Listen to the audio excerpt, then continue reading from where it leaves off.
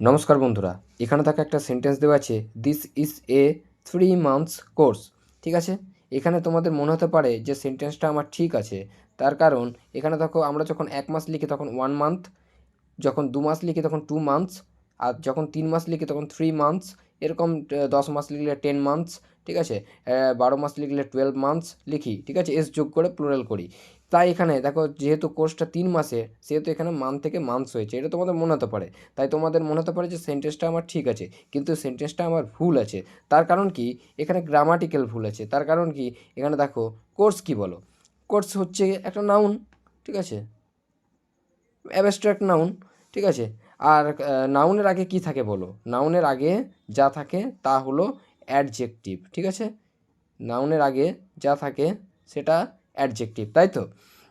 তো আর আরেকটা কথা বলি, যে অ্যাডজেক্টিভকে কখনো এস বা ইএস যোগ করা যায় না, সেহেতু এখানে কিন্তু এস কিন্তু হবে না। তাহলে সঠিকটা কী হবে বলো, দিস ইজ এ 3